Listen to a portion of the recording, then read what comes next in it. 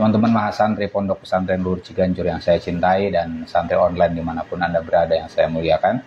Alhamdulillah ini setelah hampir sebulan ya kita libur tahun baru, kita kembali mempelajari kitab At-Turath wa Tajdid karya Profesor Dr. Hasan Hanafi. Di pertemuan kali ini kita membahas halaman 32 sampai 33. Separuh dari 33 ya, separuh dari 32, 33. At-Tajdid minad dakhil, pembaruan tradisi maksudnya, minad dakhil dari dalam. Bismillahirrahmanirrahim. Qala al-mu'allifu rahimahullahu ta'ala wa nafa'ana bihi bi ulumihi bid dharaini amin ya rabbal alamin. At-tajdidu minad dakhil, pembaruan tradisi dari dalam. Pertemuan sebelumnya yang dibahas adalah pembaruan tradisi dari luar, dan Hanafi melakukan kritik terhadap pembaruan eksternal itu. Maksudnya kalau dari luar adalah menghadirkan teori-teori dari luar untuk melihat tradisi. Nah, itu resistensi terhadap upaya pembaruan semacam itu cenderung lebih kuat. Nah, Hanafi menghadirkan hal yang lain, dalam hal ini adalah membarui tradisi tapi dari dalam tradisi itu sendiri. Wadhalika, pembaruan tradisi dari dalam itu adalah antoriki ibrozi ahammil jawanib at-taqaddumiyah fi turathinal qadim. Dengan cara menampilkan sisi-sisi terpenting yang progresif dari tradisi lama kita. Memperbarui tradisi itu dalam hal ini dilakukan dengan apa? Menampilkan progresivitas dalam tradisi. Wa ibrozuha, memunculkan sisi-sisi progresif dari tradisi lama adalah talbiyatun lihajatil asri. Upaya memenuhi kebutuhan kontemporer min tagoddumin wa taghayyuri ijtima'in, dari kemajuan dan perubahan sosial. Tadi cara memunculkan sisi progresif dari tradisi lama itu semata-mata diselaraskan dengan kebutuhan kekinian. Apa yang dibutuhkan kata Hanafi? Kita perlu progresivitas. Perlu perubahan progresif pada masyarakat. Nah, apakah ada unsur-unsur itu di tradisi lama? Nah, yang perlu dilakukan adalah memunculkan unsur-unsur progresif yang memungkinkan bagi kita mendapatkan inspirasi melakukan perubahan sosial di masa kini yang progresif. Apa yang mungkin dilakukan? Contohnya, fatubrizul ijtihatul akliyatu fi turathinal qadimi ingdal mu'tazilati. Maka kecenderungan rasional di tradisi lama kita menurut Mu'tazilah itu muncul. Hanafi cenderungnya kan agak Mu'tazili ya. Di Mesir memang pada umumnya kaum filsufnya ya itu adalah orang-orang yang berkecenderungan rasionalis tentu saja, maka teologinya agak Mu'tazilah ya. Maka tidak aneh kalau di Indonesia ada Pak Harun Nasution, itu juga kan menginisiasi teologi rasional. Teologi rasionalnya maksudnya adalah Mu'tazilah. Itu ada dengkotnya di UIN Jakarta kan. Nanti murid beliau adalah Cak Nur. Cak Nur muridnya Pak Harun Nasution. Cak Nur kemudian mendirikan para Madinah dan memunculkan pembaruan keislaman yang kemudian kita rasakan sampai sekarang. Nah itu cuman ya memang nanti ada kesan elitis ya, itu hanya di kampus saja. Sementara di masyarakat luas itu kecenderungannya ya yang seperti kita alami, Asy'ariyah ya, di satu sisi Asy'ariyah atau Hambaliyah bagi yang agak kanan gitu ya. Nah, tapi Hanafi bilang sebenarnya yang kita butuhkan sekarang apa? Kehidupan yang rasional ya. Kita bukan di Eropa. Kalau Eropa, Amerika itu sudah bosan dengan rasionalitas. Maka yang ditampilkan di sana adalah irasionalitas. Contohnya yang saya pernah cerita kalian, Harry Potter ya kan, Twilight itu yang tentang ganteng-ganteng serigala lah. Itu karena di sana mereka sudah bosan dengan rasionalitas, maka yang muncul irasionalitas. Tapi kita umat Islam, mobil khusus di Indonesia, kita mendambakan rasionalitas ya. Karena irasionalitas itu bisa membodohi kita ya. Banyak di antara kita terbodohi, baik misalnya di pesantren itu pembodohan itu kan karena irasionalitas ya. Orang kiainya atau syekhnya itu ngaku sakti dan sedemikian rupa, kemudian nanti ada hal-hal yang ya melenceng lah dari ajaran yang seharusnya ya. Dan itu kalau bisa diterima begitu saja, hal-hal yang irasional itu, pembodohan mungkin terjadi. Nah, kita di Indonesia itu juga sama. Sebenarnya yang dibutuhkan adalah rasionalitas. Nah, alih-alih menghadirkan rasionalitas dari luar, misalnya apa, Descartes, yang terkenal filsuf rasional kan Descartes ya kalau di Eropa.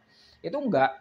Hanafi justru kalau kita perlu rasionalitas, maka hadirkanlah rasionalisme dari jantung tradisi Islam itu sendiri. Contohnya dalam hal ini adalah Mu'tazilah. Di Indonesia Harun Nasution itu kan masih murid ideologisnya Abduh lah dalam hal ini ya. Rentetan-rentetannya nanti ke Abduh. Abduh itu juga sama. Beliau adalah pada titik tertentu seorang yang Mu'tazili secara akidatan ya. Nah, Aunadoriyatul Islami Fisyuro, atau mungkin juga muncul teori-teori Islam tentang musyawarah, syuro, wa amruhum syuro bainahum. Kenapa kita perlu munculkan itu? Karena sekarang masyarakat di dunia Islam secara umum, ya Indonesia juga sama, itu membutuhkan demokrasi. Alih-alih menghadirkan demokrasi ala Barat ya, yang mungkin ditolak di dunia Islam, maka kebutuhan kita pada sesuatu yang bercolak demokratis itu bisa dihadirkan dengan memunculkan tradisi syuro di dalam Islam. Wa amruhum syuro bainahum. Nabi Muhammad itu walaupun mendapatkan wahyu, beliau juga bermusyawarah dengan para sahabatnya. Maka contohnya ada perang Khandaq itu kan. Itu contoh Nabi Muhammad menerima pendapat sahabat waktu mau perang. Dan beliau beberapa kali menerima pendapatnya Umar bin Khattab ya. Ijtihad Umar itu luar biasa. Itu Nabi Muhammad yang mendapatkan wahyu saja itu bermusyawarah. Nah, kita yang tidak mendapatkan wahyu sudah sepatutnya bermusyawarah. Jangankan di ranah yang private, yang kecil ya, di ranah yang besar itu juga harus melakukan musyawarah ya. Artinya Islam tidak membenarkan otoritarianisme, tidak membenarkan kepemilikan kekuasaan yang absolut, itu tuh enggak ya. Nabi Muhammad adalah orang yang kalau dalam bahasa kontemporer orang yang demokratis meskipun mendapatkan wahyu. Nah itu tadi. Nah, alih-alih mengacu keluar, kita mengacu ke dalam tradisi sendiri ketika kita membutuhkan suasana kehidupan politik yang demokratis. Aunodoriyatul iktisodiyatu fil milkiyatil amati wa fitangdimiz zakati. Atau teori-teori ekonomi mengenai kepemilikan umum dan mengenai pengelolaan zakat. Itu juga sama. Kita perlu ekonomi yang lebih tertata. Kebutuhan kontemporernya. Tidak hanya milik publik, tapi juga ada milik pribadi, tapi ada milik publik. Nah, kepemilikan publik ini perlu dikelola dengan baik.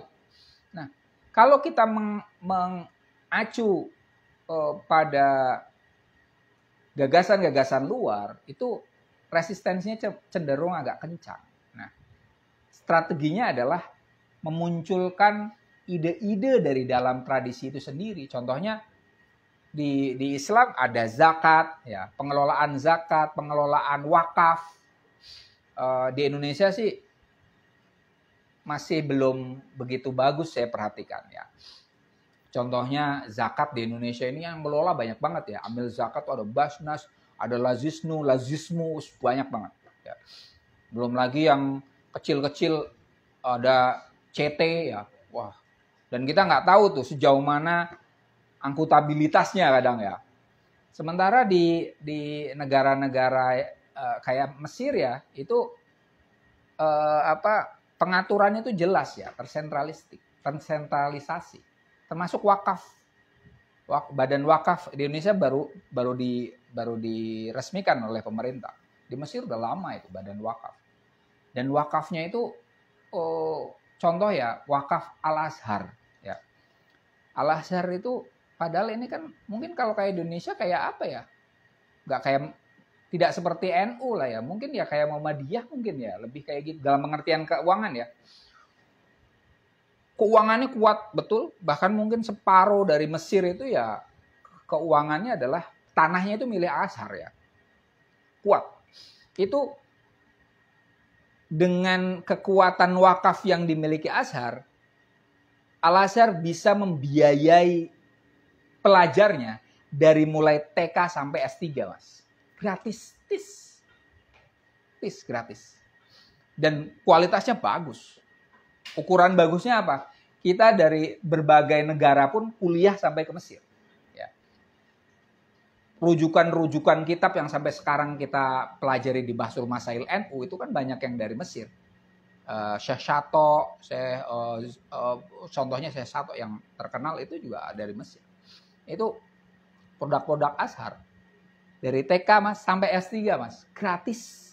Jadi kalau di Al-Azhar, kayak saya dapat beasiswa, artinya apa? Bukan sekedar tidak bayar SPP, karena memang PSPP nggak ada. Jadi kalau di Al-Azhar dapat beasiswa, saya alhamdulillah dapat, itu apa? Selain bebas kuliah, asrama gratis, tiap bulan dapat uang, Mas. Jadi digaji. Gitu. Itu yang dapat beasiswa di sana. Nah, itu deh. Al-Azhar mampu melakukan itu bukan hanya untuk orang Mesirnya saja, tapi untuk siapapun pelajarnya dari negara manapun. Indonesia seharusnya bisa nggak? NU seharusnya bisa nggak? Seharusnya bisa. Iya kan? Muhammadiyah seharusnya melakukan itu tuh. Tapi nggak tahu kampus Muhammadiyah masih bayar, ya. Seharusnya udah nggak perlu bayar. Bahkan ada asrama. Dan orang bisa masuk semua ke situ. Nah, itu contoh, ya. Tangdimu zakat, tangdimu wakaf, ya, pengelolaan public property itu bisa dihadirkan dari Islam, ya, dari Islam. Tapi tadi, ya, Islam yang dalam hal ini memang sukses melakukan itu bisa dimunculkan. Au nadoriyatul qanuniyatu fit tasyri' biwajhin amin. Atau yang bisa muncul adalah teori-teori hukum, ya, dalam perundang-undangan secara umum. Kita ada fikih, ada usul fikih, itu sebenarnya adalah ilmu yang sangat kuat untuk mengatur sistem perundang-undangan, ya. Filsafat hukum, ya, Islam. Itu yang perlu dilakukan sebenarnya biar bisa diterima oleh siapa saja. Diabstraksi lebih lanjut. Nggak usah pakai embel-embel Islam. Jadi kalau misalnya ini udah jadi gagasan yang umum, maka orang dari agama apapun akan terima. Contoh misalnya qawaid fiqhiyah, ya. Itu jangan disebut ini adalah filsafat hukum Islam, tapi filsafat hukum saja. Dan itu dijadikan pegangan dan abstraksi secara objektif sebenarnya rupa, itu bisa memberikan inspirasi bukan saja umat Islam, tapi orang yang lain. Tapi kalau masih ada embel-embel Islam, biasanya Itu Islam. Wah, Islam rujukannya dari Al-Quran. Al-Quran nggak boleh ditentang. Berarti ini absolut. Wah, nggak bisa ini. Nah, itu. Ini salah satu trik ya. Kalau kita mau menggagas atau mau menginisiasi suatu gagasan untuk publik, maka abstraksikanlah gagasan itu.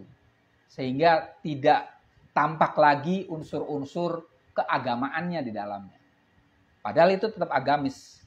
Maka penerimaan publik akan kuat. Contohnya ya Pancasila. Pancasila kayak gitu ya. Pancasila itu kan sebenarnya prinsip-prinsipnya dari Islam. Ya. Sila pertama itu kul huwallahu ahad. Ya kan? Sila kedua banyak ya. Mangkotala nafsan bighairi nafsin aw fasadan fil ardi faka'anna maqatala nafsa jami'ah. Ya kan? Itu tentang kemanusiaan. Persatuan wa'tasimu bihablillahi jami'a wa la tafarraqu. Ya kan? Itu persatuan Indonesia. Kerakyatan dan bimeora hikmah tadi wa amrum syura bainahum. Keadilan sosial apa? Fa'dilu wa aqrabulit taqwa, ya kan? Itu sebenarnya Pancasila itu Qur'ani semua. Cuman kan enggak disebut, oh ini prinsipnya adalah Al-Qur'an. Diabstraksikan. Istilahnya Pancasila pula, ya kan? Itu kecerdasan founding fathers kita di mana masuk di dalamnya adalah bapaknya pendiri pesantren kita yaitu Kiai Wahid Hasyim. Ya.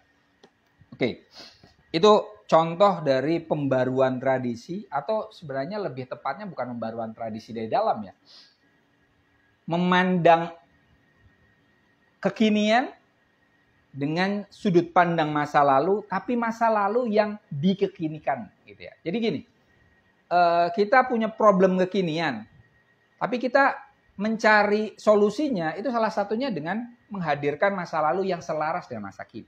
Nah itu, apakah memperbarui tradisi? Sebenarnya enggak. Ya, tidak. Kalaupun disebut sebagai memperbarui, ya taksirul hak, taksirut turof, ya, mengkontemporerkan tradisi, mengkinikan tradisi. Jadi pembaruannya paling banter semacam itu. Kalau kayak gitu. Oke, itu contohnya tadi ya. Tapi kemudian Hanafi melakukan tinjauan kritis. Ini Hanafi ini kalian kalau memperhatikan ya, Hanafi itu kerap kali dia menggagas sesuatu, nanti kemudian dikritik. Atau dia mengkritik, baru kemudian dia menggagas sesuatu. Nah ini sebaliknya dia. Dia mengutarakan sesuatu, tapi kemudian nanti dikritik gitu. Ada kurang nih. Nah ini sama. Tadi kan seolah-olah bagus nih. Memperbarui tradisi dari dalam adalah menampilkan unsur-unsur progresif dari tradisi. Oke. Tapi kemudian apa? Walakinnaha jami'an. Semua itu adalah muhawalatun juz'iyah. Upaya parsial. Hanya separuh saja. Tubrizu ba'dul jawani bittaqodumiyatil asliyati. Yang memunculkan sebagian sisi-sisi progresif asli fiturothinal qadimi di dalam tradisi lama kita. Bagi Hanafi catatannya, kalau model kayak tadi itu adalah suatu upaya yang parsial deh kata dia. Apa argumennya? Nanti akan muncul di sini. Wala tu'ti suratan amatan liturothi. Upaya tadi tidak memberikan suratan amatan liturothi kullihi, gambaran umum tentang tradisi secara keseluruhan. Wa i'adata binaihi tibqan lihajatil asli. Juga tidak memberikan restrukturisasi ya, pembangunan kembali sesuai dengan kebutuhan kekinian. Itu Hanafi ini mengkritiknya sekaligus memberikan alternatif. Kalau kita hendak menghadirkan sisi-sisi positif tradisi lama untuk masa kini, maka seharusnya jangan juz'iyah. Itu ya, mafhum mukhalafahnya. Jangan parsial, tapi berarti apa? Kulliyah, menyeluruh. Tadi, seharusnya apa? Yukti suratan amatan. berilah gambaran umum. Jangan sekedar memunculkan saja. Kalau hanya munculkan Mu'tazilah, nanti akan ada munculkan Mu'tazilah atau munculkan teori apa zakat, suro, tapi tidak memberikan gambaran umum, nanti akan ada kelemahan tersendiri. Nanti akan muncul di sini. Yang perlu dilakukan adalah i'adatul bina, direkonstruksi dulu. Nanti ada keterangannya, rekonstruksi gimana ya? Supaya pandangan kita tentang tradisi itu utuh. Rekonstruksi itu kan membangun ulang ya. Bahkan nanti Hanafi itu tidak membahas soal hadem ya. Hadem itu ngancurin. Kita tidak mungkin membangun sesuatu secara bagus kalau hanya merenovasi sesuatu yang sebenarnya sudah mau ambruk gitu ya. Maka yang perlu dilakukan apa? Ya hadem dulu, hancurin. Kalaupun tidak ya direkonstruksi dulu, diberesin. Misalnya plafon udah kacau gitu.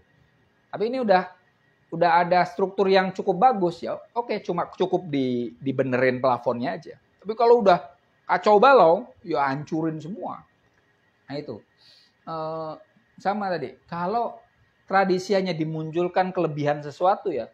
Misalnya kita mau moto ruangan ini hanya di fotonya mana yang kelihatan bersih aja misalnya. Yang ada fotonya Mas Faik misalnya di situ kan. Ya kan? Itu tanpa memberikan gambaran secara umum mengenai ruangan ini, maka ini hanya parsialitas yang mengesampingkan hal-hal yang sebenarnya kurang di ruangan ini. Misalnya apa yang kurang? Oh, masih ada belentang-belentong di sana, misalnya gitu ya. Atau apalah, ya hal-hal semacam ini. Jadi menurut Hanafi jangan parsial kalau mau memperbarui tradisi dengan memunculkan sisi positif tradisi, maka jangan parsial tapi harus komprehensif keseluruhan dengan cara i'adatul bina, merekonstruksi tradisi. Oke. Fihinin sementara annal matluba yang dibutuhkan adalah tatwiruha, pengembangan tradisi maksudnya. Wa tausi'uha, dan perluasannya hatta takuna hiya ruhul asri, sampai dia menjadi semangat zaman. Wa i'ta'u nadrotin mutakamilatin lituros, dan memberikan pandangan yang sempurna, menyeluruh maksudnya, liturosi bagi tradisi. Nah, ini yang diharapkan adalah tausi wa tatwir. Tatwir itu pengembangan, tausi itu perluasan. Jangan hanya 1-2 aja. Memunculkan apa misalnya filsafat yang dimunculkan cuma Ibnu Rus, tapi tidak melihat keseluruhan, itu juga tidak cukup. Ya. Tapi harus dibongkar keseluruhan, dimunculkan nih. Karena seperti tempo hari sudah kita bahas, Hanafi melihat tidak ada yang 100% negatif dalam tradisi, sebagaimana tidak ada yang 100% positif dalam tradisi. Masing-masing ada plus minusnya. Gitu. Nah, maka yang diperlukan adalah melihatnya tidak sekedar kayak apa snapshot, memoto. Paham ya? Kalau kita moto thread kan diam kan? Yang diperlukan adalah nadroh kuliah itu kayak kita ngasih video gitu loh. Jadi pandangan kita tentang sesuatu itu utuh. Nah, kalau tinjauan pada tradisi itu sudah menyeluruh dan luas, yang diharapkan apa? Itu menjadi ruhul asr, semangat zaman. Contohnya apa? Contohnya di Eropa, abad keberapa? 16 kalau nggak salah. Abad 14 itu Renaissance ya.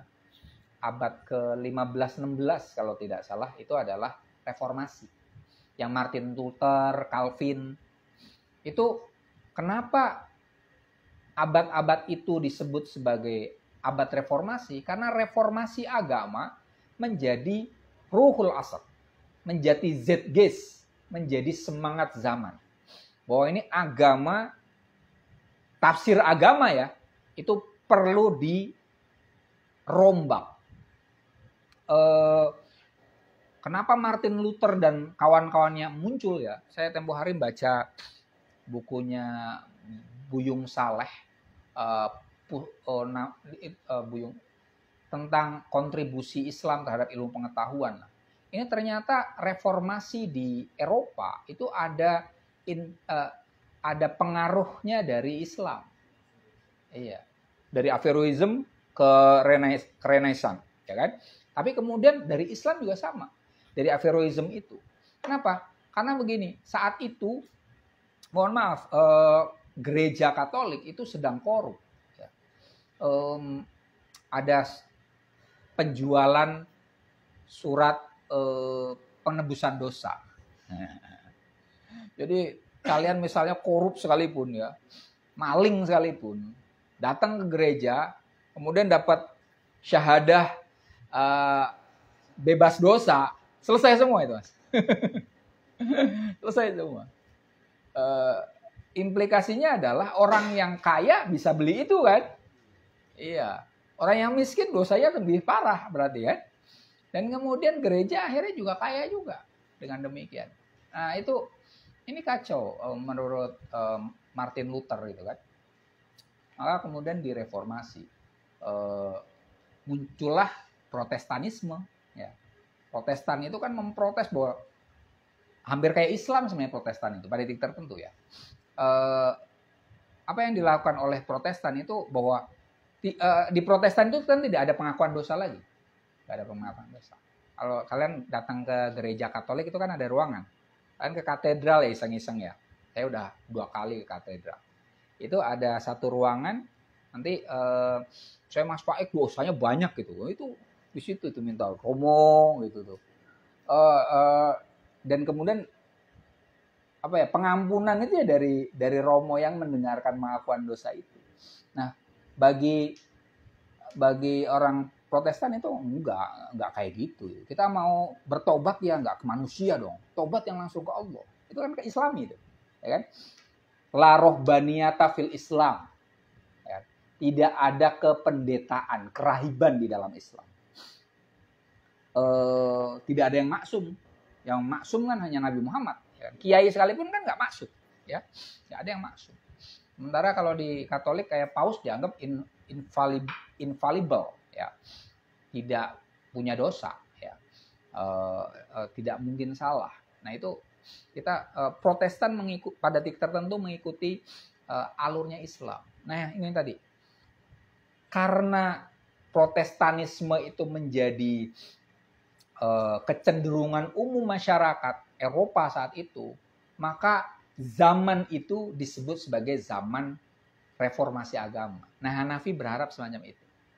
Kalau kita mau sungguh-sungguh melakukan pembaruan tradisi, maka lakukanlah secara masif, komprehensif, sampai ke akar-akarnya bareng-bareng. Sehingga akan terjadi apa yang pernah terjadi di Eropa, yang notabene itu terinspirasi umat Islam, yaitu reformasi agama. Kalau reformasi agama sudah oke, maka nanti era selanjutnya kan rasionalisme. Ya. Rasionalisme sudah beres, nanti mulai muncul pengagungan terhadap ilmu dan teknologi. Ya. Iptek maju, maka masyarakat akan maju. Nah itu tahap-tahapan yang ingin diarah oleh Hanafi. Oke. Nah, kritik itu tadi kritik pertama untuk pembaruan tradisi dari dalam yang hanya parsial. Yang kedua, kritik yang kedua untuk pembaruan tradisi dari dalam adalah kama annaha taqa'u fil intiqaiyah, terjatuh pada tindakan selektif. Intiqai itu artinya seleksi, pemilihan. Wa ahdi ma turidu wa tarki mala turidu. Ya. Anda mengambil sesuatu yang Anda inginkan, Anda sukai, dan meninggalkan sesuatu yang tidak Anda sukai. Ya. Itu kelemahan dari tadi. Kalau misalnya tiba-tiba dimunculin Mu'tazilah, itu intiqai. Karena suka Mu'tazilah nih. Nanti gimana kalau kemudian ada yang munculin Hambaliyah karena suka Hambaliyah? Atau yang suka Asy'ariyah kayak di NU, itu intikoi, karena suka saja. Pertimbangannya suka atau nggak suka. Nah, fal muhafid lahu nafsul haq alladzi litaqadumi. Orang konservatif, muhafid, itu memiliki hak yang sama dengan kaum progresif. Takodumi itu progresif. Apa haknya? Fingtikoi ba'dil jawani bil muhafadoti fiturosinal qadim. Untuk menyeleksi atau memilih sebagian sisi-sisi konservatif di dalam tradisi lama. Wal i'timadi 'alaiha fil haddit taghayyuratil istimaiyah. Dan bersandar pada sisi-sisi konservatif itu fil haddi minat taghayyuratil istimaiyah, untuk membatasi perubahan sosial. Jadi, kalau kaum progresif itu hanya memilih-milih yang disukai dari tradisi lama untuk dimunculkan, yang katanya progresif, orang konservatif juga bisa loh milih hal yang sama. Ya. Yang digunakan untuk menopang konservatismenya. Ya. Wa yakunu kilahuma ala shawabin. Dua-duanya itu dianggap benar. Yantasibu ila turosi, dalam berafiliasi dengan tradisi, wa yuhafidu alaihi, dan menjaga atau melestarikan tradisi, wa yarbituhu bihajatil asri, dan mengkaitkan tradisi dengan kebutuhan kekinian. Jadi, kalau kita hanya selektif saja tanpa melakukan rekonstruksi dan pandangan menyeluruh tentang tradisi, maka yang dilakukan oleh orang yang progresif itu sama aja dengan yang dilakukan oleh orang-orang konservatif. Orang konservatif bisa melakukan hal yang sama. Tinggal apa yang disukai. Ya. Contohnya apa? Inilah. Orang-orang progresif, contohnya misalnya tadi Pak Harun Nasution di Indonesia. Itu kan senangnya free will kan? Coba ngacu ke Al-Quran, ayat-ayat yang menekankan kebebasan berkehendak ada nggak? Banyak, ya kan? Apa? Misalnya, Innallaha la yughayyiru biqaumin hatta yughayyiru ma bi anfusihim. Allah tidak akan mengubah kondisi kaum kecuali Dia mengubah dirinya sendiri, ya kan? Bisa. Kemudian, nah ini ayat yang menyelarasi Mu'tazilah, ya kan, free will. Tapi kemudian orang konservatif emangnya nggak bisa melakukan hal yang sama? Bisa. Ngacunya kemana? Ke Al-Quran juga. Untuk membenarkan predeterminasi. Semuanya ditentukan oleh Tuhan. Bahkan kita tidak punya kehendak. Apa contohnya? Wa ma romaita id romaita walakinallaha roma. Ketika kau melempar sesuatu, melempar batu ataupun nembak dan seterusnya, itu bukan engkau yang menembak atau melempar batu atau memanah. Walakinallaha roma. Allah lah yang melemparkan proyektil tadi. Bayangkan misalnya saya sebelah sama Mas Faik, saya tembak, jeder. Wa ma romaita id romaita walakinallaha roma. Yang nembak bukan saya, Allah yang menembak. Ditangkap sama polisi kayak gitu. Itu loh, ini Al-Quran ngomongnya kayak gitu. Saya nggak punya kehendak kok. Rujukannya ke Al-Quran juga. Nah, itu apa? Intikoi. Jadi salah satu kelemahan orang-orang yang parsialis itu adalah dia melakukan seleksi yang mungkin dilakukan oleh lawannya. Nah, tapi kalau komprehensif belum tentu, Mas. Ya. Kalau komprehensif dia akan melihat secara utuh, merekonstruksi secara utuh.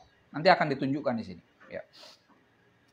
Wal matlub, nah ini yang diharapkan adalah i'adatu tafsiriha, mereinterpretasi tradisi.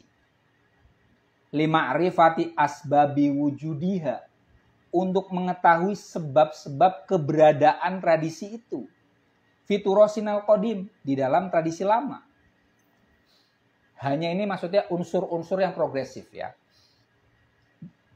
Keberadaannya di tradisi lama itu seperti apa? Wa kaifa annaha kanat qadiman tumathilu jawaniba taqadumiyatin binisbah lil asril ladzi nas'at fihi. Dan bagaimana unsur-unsur progresif itu di masa lalu dianggap sebagai unsur-unsur progresif. Dengan mengacu pada era di mana ia muncul. Jadi, menurut Hanafi, jangan langsung mengatakan, misalnya tadi ya, Mu'tazilah itu progresif, lalu kita harus progresif. Enggak, jangan kayak gitu. Jangan langsung, oh surah itu bagus. Jangan. Tapi harus i'adatul bina wa i'adatul tafsir. Direinterpretasi, ditinjau ulang. Gimana caranya? Dilihat sebab-sebab kemunculannya. Kok bisa Mu'tazilah muncul saat itu? Ya. Kok bisa misalnya Asy'ariyah muncul saat itu? Kok bisa Anda katakan bahwa sekarang yang kita butuhkan adalah Mu'tazilah daripada Asy'ariyah? Macam itu ya. Atau jangan-jangan sekarang justru Asy'ariyah yang kita butuhkan. Nah gitu kan. Artinya sebelum mengacu ke tradisi lama, kita perlu melakukan kontekstualisasi atas gagasan lama itu. Ini gagasan saya dapat dari Muhammad Abid Al-Jabiri. Jadi kalau kita mau gagas sesuatu, mau mengacu kepada satu gagasan lama, yang dilakukan adalah kontekstualisasi gagasan dengan zaman gagasan itu muncul. Satu. Yang kedua adalah kontekstualisasi gagasan itu dengan zaman kita. Jadi ini penting ya. Jadi kalau ada gagasan lama ya, apa yang perlu dilakukan? Satu,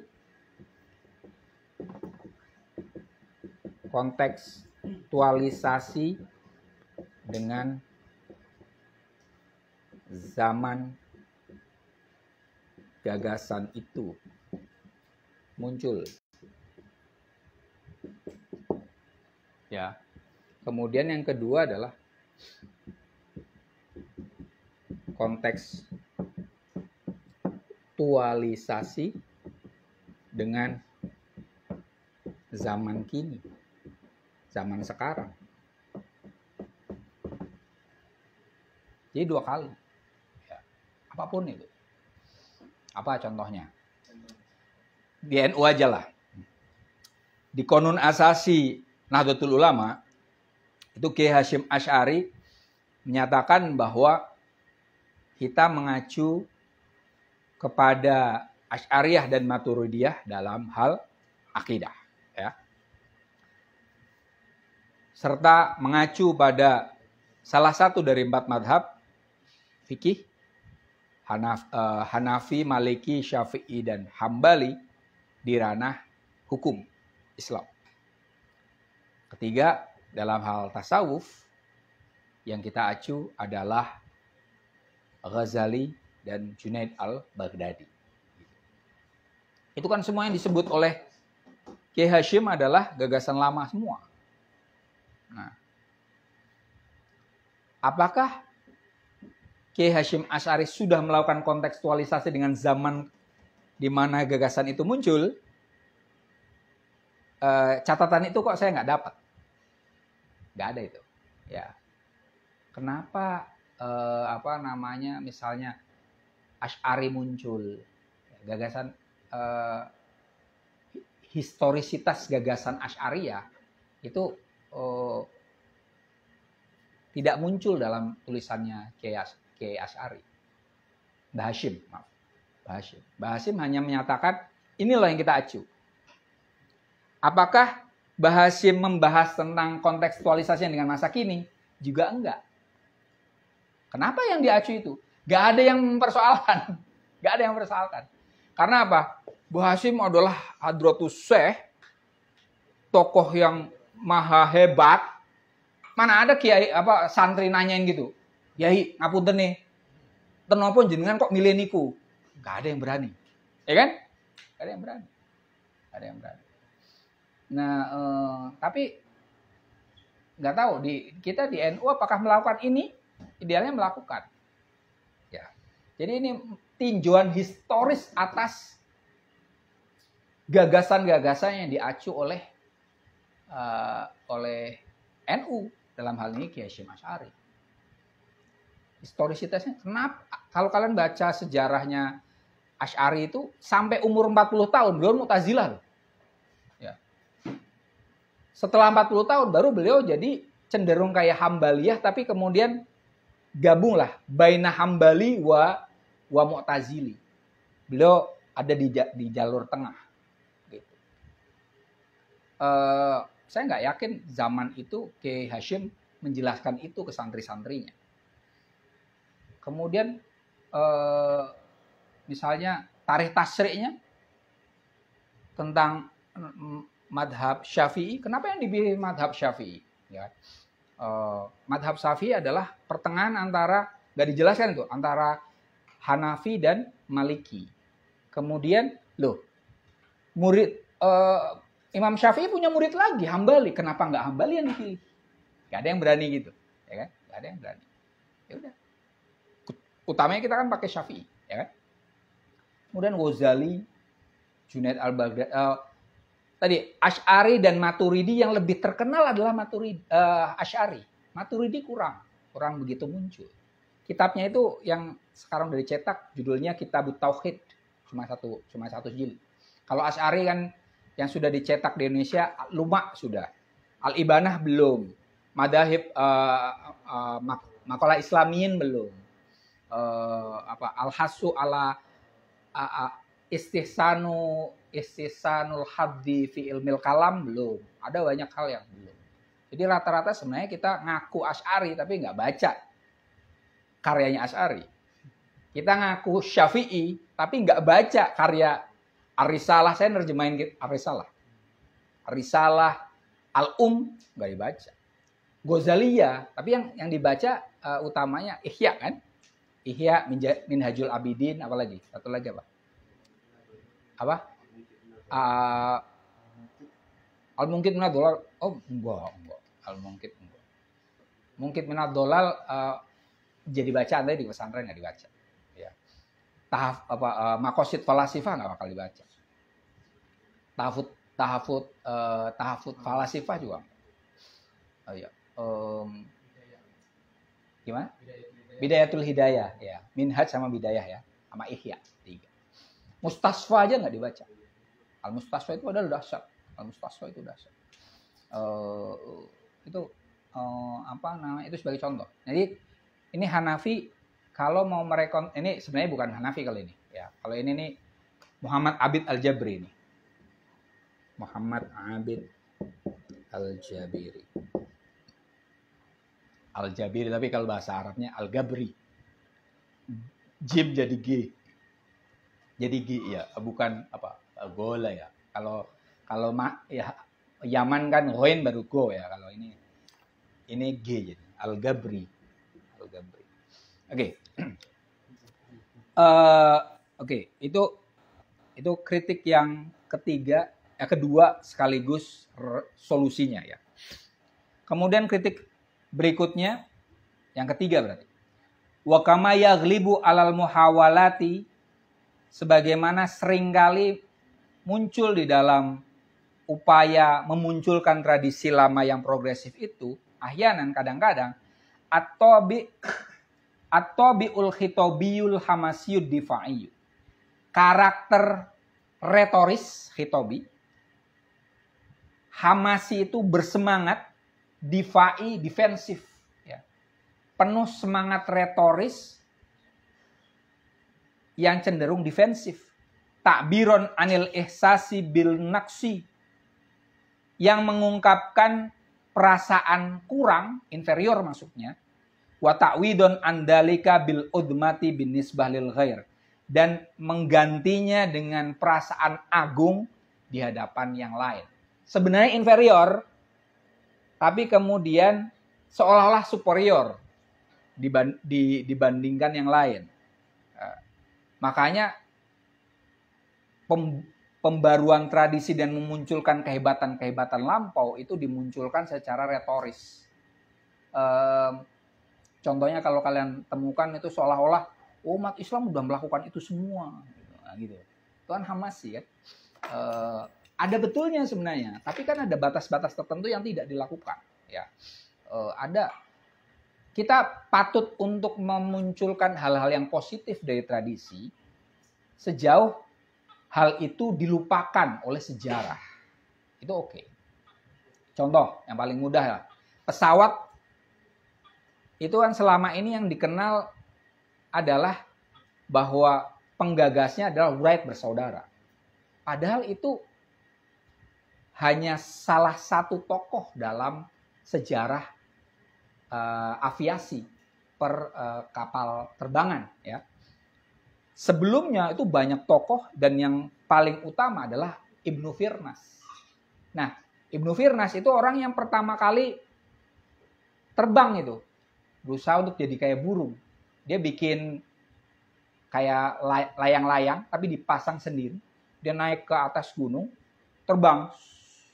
Dia lupanya satu, tidak membuat ekor. Akhirnya jatuh nyusruk, patah tulang, nggak lanjutin.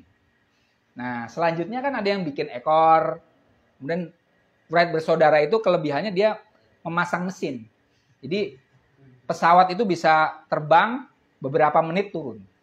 Maka hari itu dinyatakan sebagai hari aviasi sedunia. Padahal kalaupun mau jujur, seharusnya Ibnu Firnas jatuh gara-gara nggak bikin pantat, gitu ya. Nggak bikin ekor tadi bagi pesawatnya. Nah itu tadi. Oke, kalau semata-mata mengungkapkan tradisi lama untuk menutupi pembohongan publik bahwa umat Islam tidak berkontribusi terhadap peradaban, oke. Tapi kalau kemudian mengaku, umat Islam udah bahas semuanya, ya kita berlebih-lebihan, ya berlebih-lebihan. Ya. Itu apa tadi? Sebenarnya lemah, tapi seolah-olah gagah, gitu kan? Takwidon anin naksi, ya. Seolah-olah udmah, padahal sebenarnya nakes. Nah itu jangan. Oke. Fahia, kalau kita hanya memunculkan keagungan masa lampau padahal sebenarnya parsial ya. Qad turdil adwaqa, kadang itu bisa memuaskan perasaan, wa illam takun kafiatan liikna'il ukul. Tapi tidak cukup untuk memuaskan akal. Ya, kalau hanya mengatakan, dulu umat Islam hebat. Contoh nih, tentang evolusi, tuh apa? Selama ini kita taunya siapa tokoh evolusi? Darwin kan? Padahal itu kalau kalian baca mukodimahnya Ibnu Khaldun ada tentang evolusi. Kemudian di buku Rosail Ikhwanus Sofa wa Kholanil Wafa ada tentang evolusi. Itu bukan sesuatu yang baru banget. Contoh yang lain, sekarang ada gagasan tentang fisika kuantum. Ya. Fisika kuantum itu kan prinsipnya ketidakpastian lah, ya. Tidak pasti amat gitu. Itu di Asy'ariyah embrio fisika kuantum itu ada. Karena Asy'ariyah itu ada gagasan tentang atom ya. Tapi atomismenya Asy'ariyah itu berbeda dengan atomismenya orang-orang Yunani. Kalau orang Yunani itu kan atom itu abadi.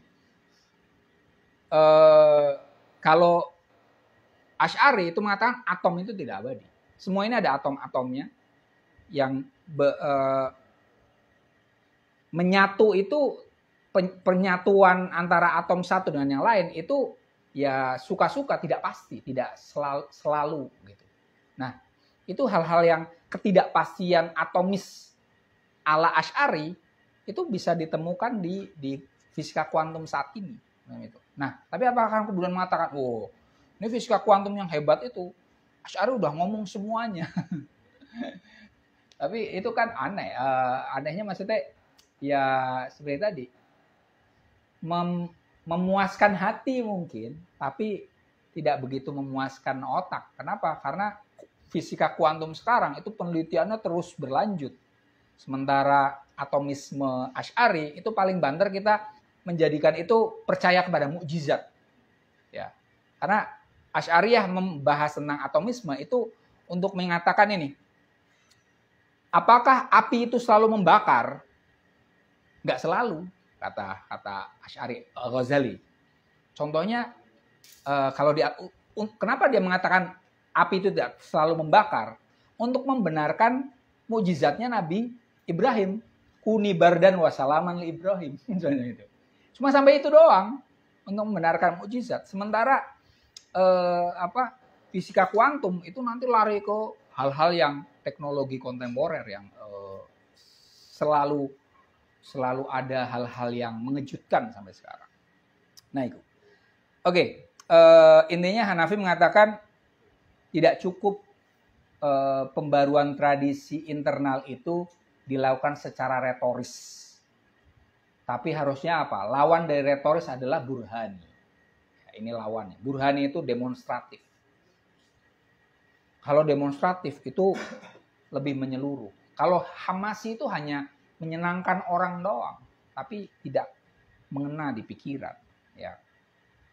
Hanya difai, bukan hanya difai. Justru apa? Ada kalanya mengkritik. Seperti yang tadi saya katakan. Oke, ada titik tertentu yang positif, kita ungkap. Tapi kalau ada yang lemah, ya ungkap juga. Nah, jadi tidak difai. Kalau difai itu seolah-olah ini selalu bagus. Contoh misalnya Mu'tazilah. Apakah kita 100% harus mengacu kepada Mu'tazilah sepenuhnya? Kan ya enggak.